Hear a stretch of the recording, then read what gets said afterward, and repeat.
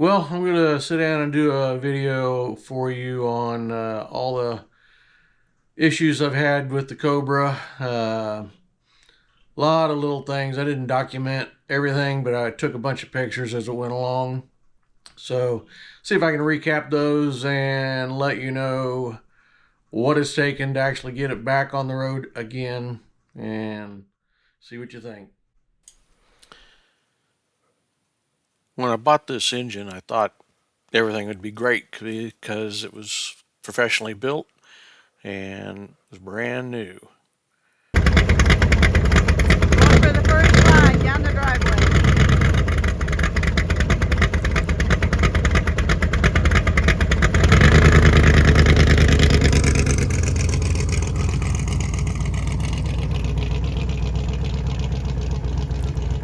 Thought once I had it running, everything was good. But I didn't make it too far with it.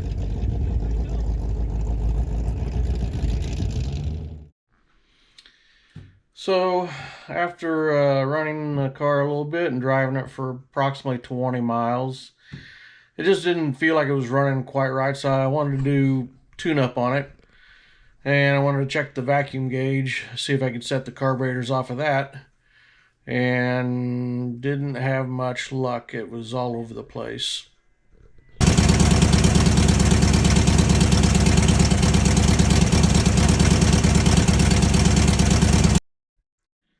So after pulling the valve covers, actually I found a big mess. These pictures kind of show what happened. So this is how it looks. Got a lot of damage here. This one is jammed in there, it doesn't move. This one here is pretty tight, Loctite, so it's just not moving. This one here moved, but it's the one that's been grinding away. And this is bent all to heck. This one here, well, this one here, I don't know if you can see, but the little round ball here isn't here. So somewhere it either snapped off, broke off, wore off, something is down inside, and I have to get them out. And then this one here, the number one cylinder here on the exhaust side. Not very good. So, tear into it. Well, there seems to be definitely a lack of oil, is what I figured out. The aluminum just burned itself up because there was no oil up there. Okay, so this is the driver's side. And this one here is the one that was not operating, had the busted push rod. See the ring here where I think, hopefully it didn't hit that, but the valve is stuck. So that makes me think that it's very possible that that hit. But for some reason this is not popping back out, so my guess is the valve is possibly bent. So definitely have to find out. So this is the valve that was stuck.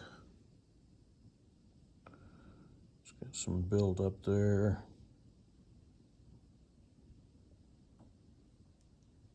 And on the other side of it too. So as far as I can tell, it's not bent, but it definitely scored the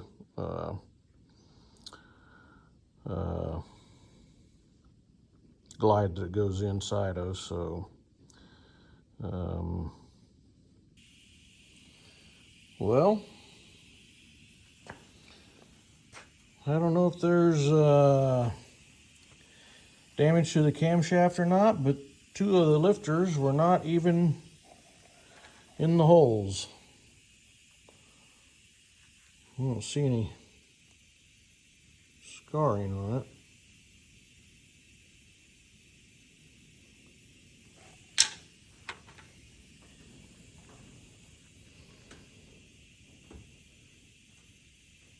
Looks all right.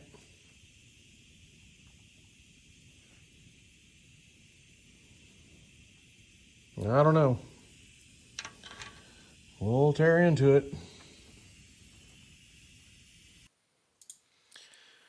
So after breaking it down, had 3 bad push rods, so actually it was only running on 5 out of the 8 cylinders. The one valve cleaned up okay. Was able to polish off the top of the piston and clean that up. It looked pretty good. From there, the oil hole that allows oil to go up to the rocker area, I made sure those were clean. I got a brand new set of rocker arms for it, much better setup. Was able to go ahead and get the valves all tested and make sure everything was correct with it. And then I broke one of the valve keepers.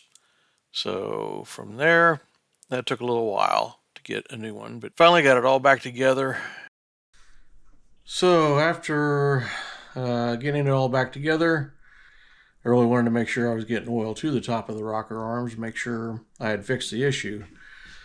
So I ran a drill to run the oil pump and ran it and ran it and ran it. Figured out you got to run it in reverse on the drill, so got that figured out. And I was getting oil to run, but it wasn't coming up through the top of the cylinders on either side. So I didn't know what to think. I was lost. I talked to several people and basically decided I was going to have to break the whole thing down. So went ahead and pulled the heads back off, and with the heads off, I thought I'd try it again just to see if I had oil coming up through the block to verify that I had good pressure. And I still didn't have oil coming up through the block, through the hole. So I broke it all the way down. And as I was pulling was going to pull the camshaft out, it wouldn't come out. For some reason, it was seized up pretty good. It would spin, it would rotate, but I couldn't get it to budge. So after working on it with a hammer for a little bit, I finally figured out that the bearing had seized up on it. There was a seized bearing on it, and then after getting the whole thing out, I figured out why it wasn't getting oil. 2 of the bearings were reversed. The number 3 bearing and the number 4 bearing were in the wrong spots. So therefore it was blocking the passage to go up through the heads, and it was also preventing the middle lobe from even getting oil in it. What a mess. So even after I tore it down more, I found out one of the crank bearings was in the wrong place too. It was reversed. It was actually blocking the hole that provides the oil. So one way or the other, this thing is going to get totally rebuilt. I'm not sure if you can see it, but the bearing that is on the cam is stuck to it right there. So I had to get a little medieval with it and get it to pop out. Finally got it to come out, and the cam itself is in good shape. I was able to reuse it. So took it down, and you can see the middle bearing on the crank was upside down. There's no hole in it. So finally got it back from the machine shop, new cam bearings in it, and got it reassembled. Got it back in the car. So now it is ready to try it again. Okay.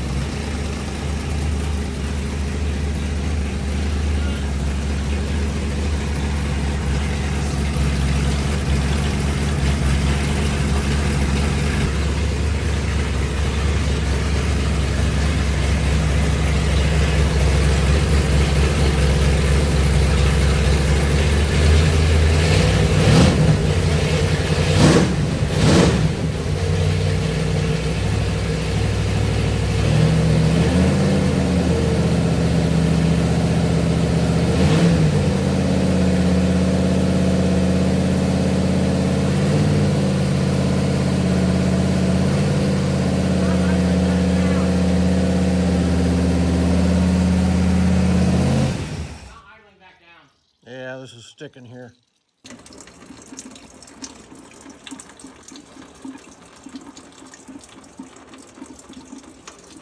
Got another leak to fix.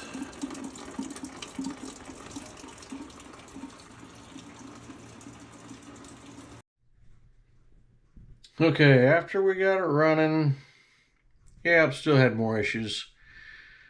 I couldn't keep it from overflowing with antifreeze. Couldn't figure it out. Thought we just had air in the line.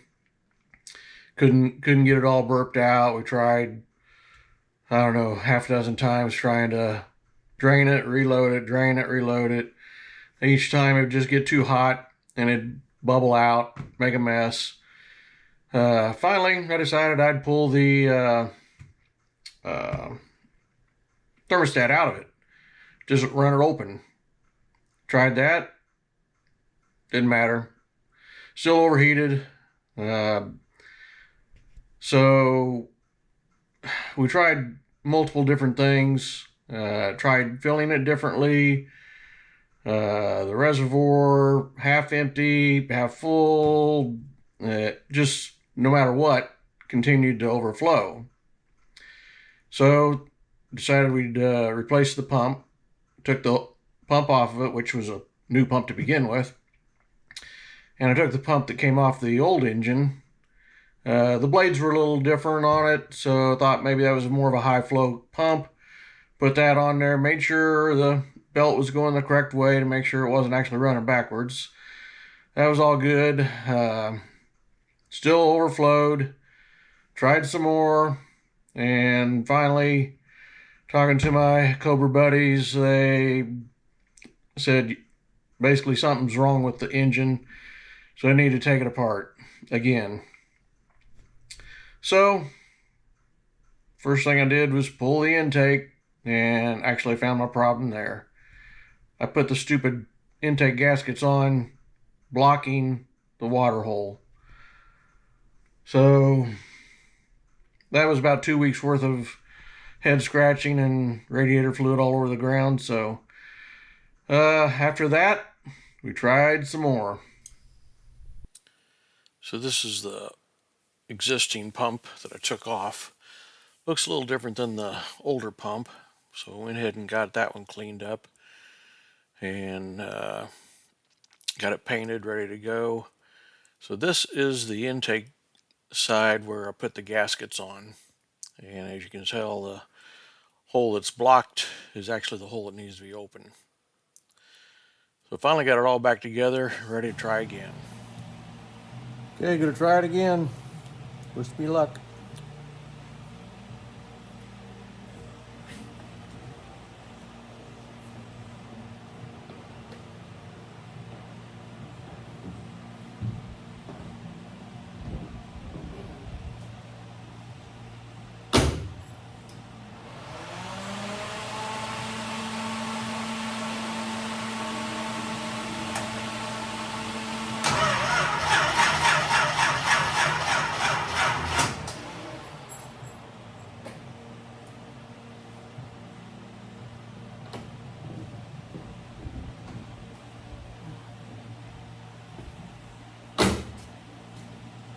Okay, battery needs charged. Only it wasn't the battery. It was the starter.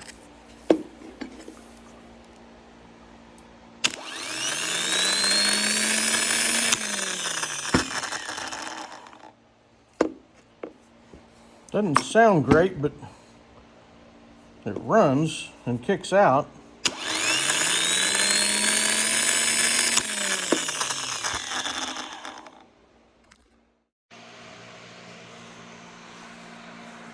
What are you doing there, Dad?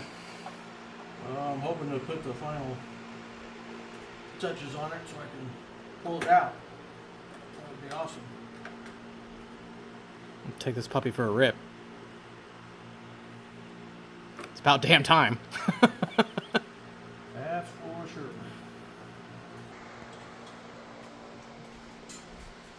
How long has it been since it's been on the road, Dad? Do what? How long has it been since it's been on the road? Since March or April. So over a year.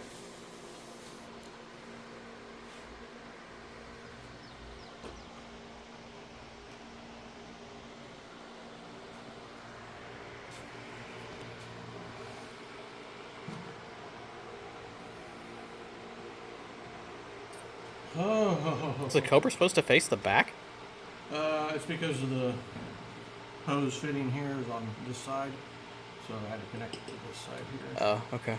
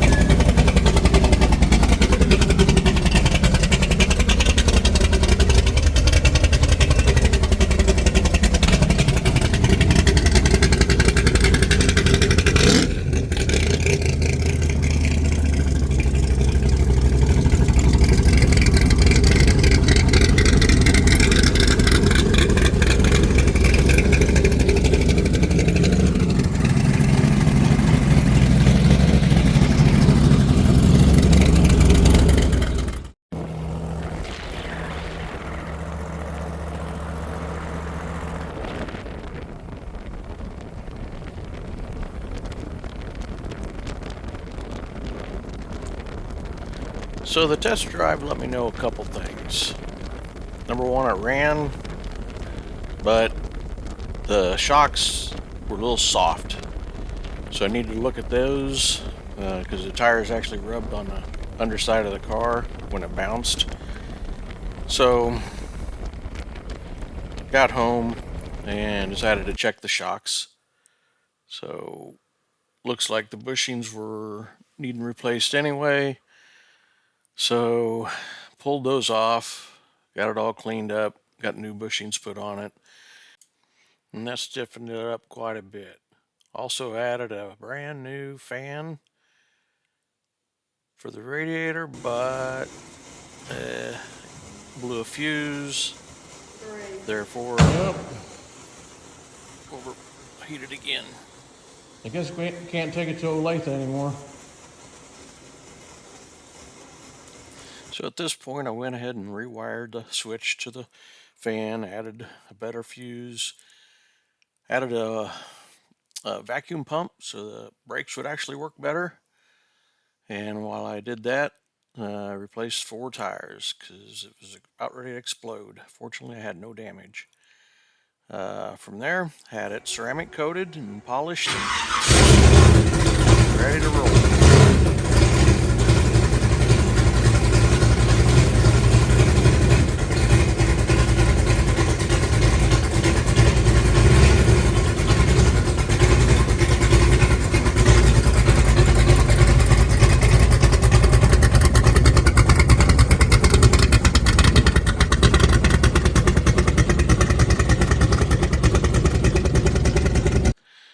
So from there, I was finally able to put it in the local car show, and happy to say it won a trophy.